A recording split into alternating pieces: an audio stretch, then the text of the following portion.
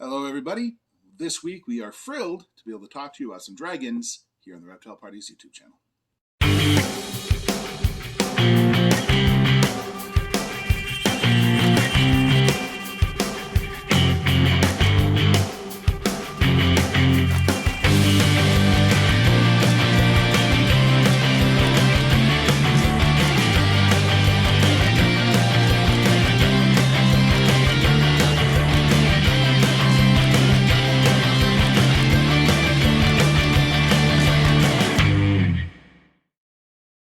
Hi, everyone. Welcome again to the Reptile Party's YouTube channel. This week we are meeting our frilled lizards. So I have two here. I have a male and a female. Frilled lizards are found in Northern Australia and in New Guinea, and they are named because of their frills. So I'll talk about that in a little bit, but we have a male and a female here. Our female here is Priscilla. Our male here is Dilo. So you can see there are some differences between males and females. The males are bigger. They also tend to have a longer frill. Color-wise, I mean, obviously they're different colors. That's not so much a male-female thing as it is just the lizards. He is actually missing the end of his tail. That's how I got him. So, that just happens sometimes. I don't know if it's a shed issue or if it got damaged before I got him. But so we're going to talk about them individually now. So let's start with our female. So Priscilla is our female frilled lizard, and she is old. She is probably at least 12.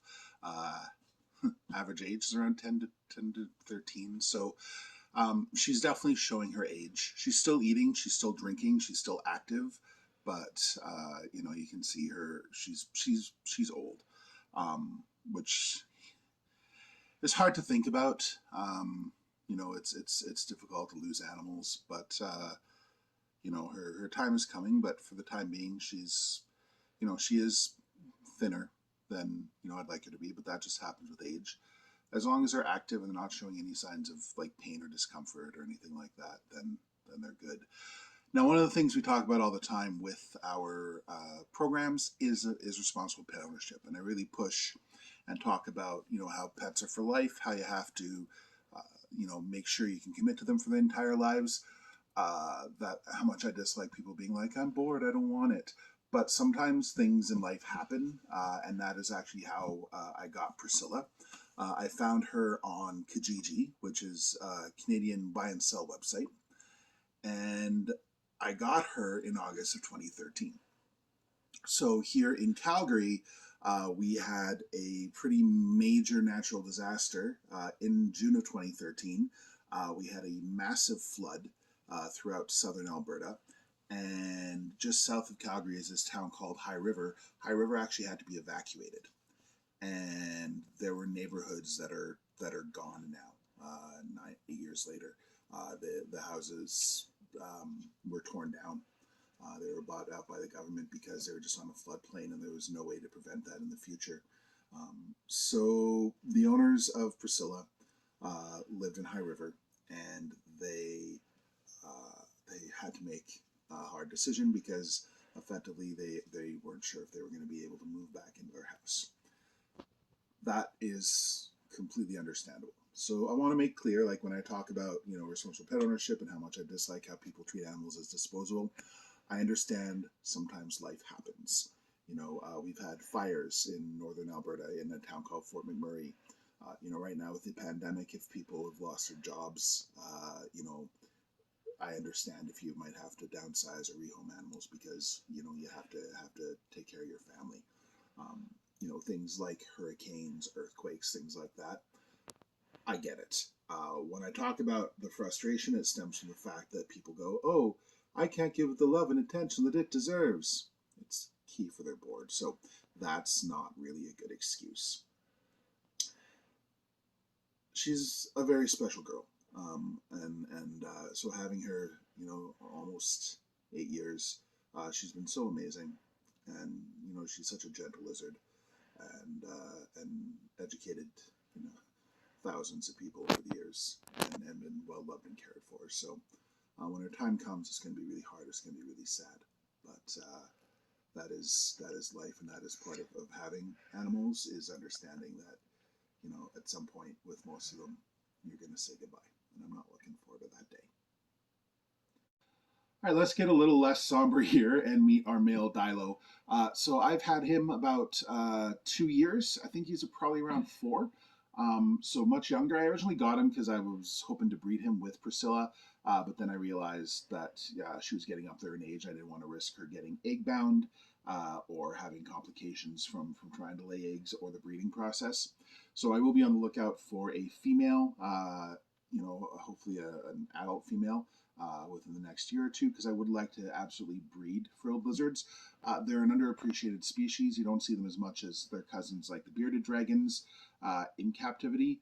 And that's kind of one of my goals. I always say I'm not a breeder, but I do want to, you know, with rarer, more unique stuff, try and support the captive breeding of populations and establish more captive bred ones, because Australia does not allow the export of their animals, but New Guinea does. So a lot of times the frilled lizards that come in the pet store, unless they're really wee babies that might be captive bred, a lot of times they're wild caught.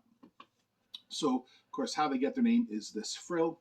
They feel threatened, they open their mouth, and this flap of skin pops open and makes them look big and scary.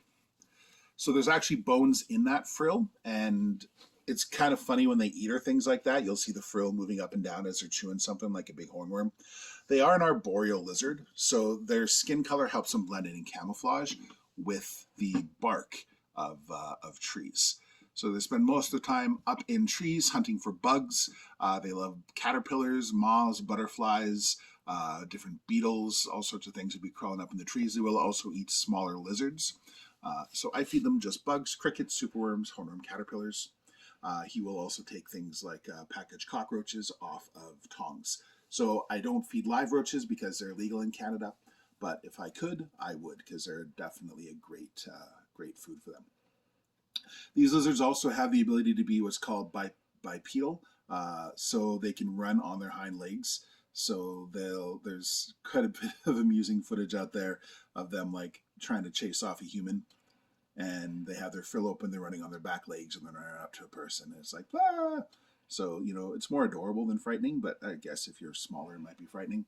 Making yourselves look bigger is a way that a lot of animals will protect themselves. So that works. If a snake or another animal, say, was approaching this, I compare it to me. Like, kids will say to me, you know, how does it protect itself? And sometimes for fun, especially if they're little, you know, when I'm doing presentations, I'm sitting down, so I'm not towering over the kids because I am like 6'7", 6'8" on a good day. And so they'll be like, how does it work to scare off a predator? So I'll have a kid come up and stand next to me, and we're eye to eye, and then I will stand up really fast.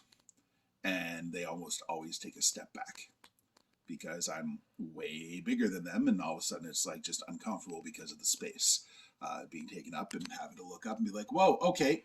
So it's the same idea. You know, it's just like if you went to a bar and, you know, you'll see someone who might go and try and pick on someone who's sitting down or something, and then that guy stands up and he's like, you know, 6'5", 6'6", and, you know, 280 pounds and jacked or whatever, and they're like, never mind, I'm gonna go over there.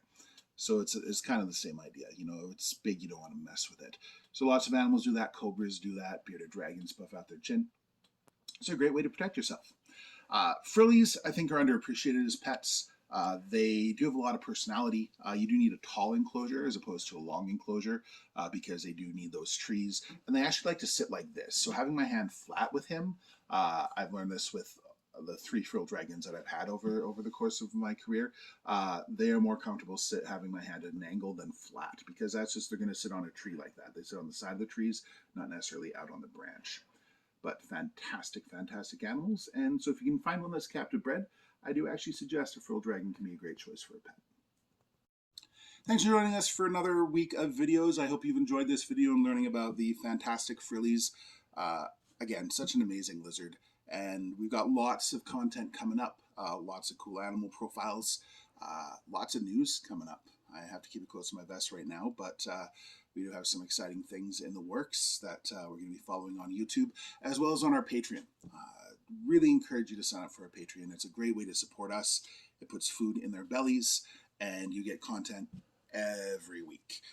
Different animal profiles, stories from places that I've been, different animals that I've seen, not just reptiles.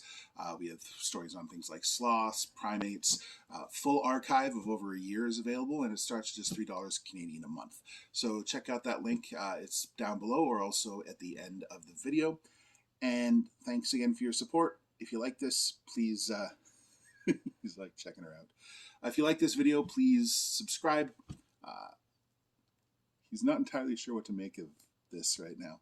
They haven't actually really spent much time together, so he's very, very curious right now. So check out our other videos. You can see some of them right here, and we'll see you next time.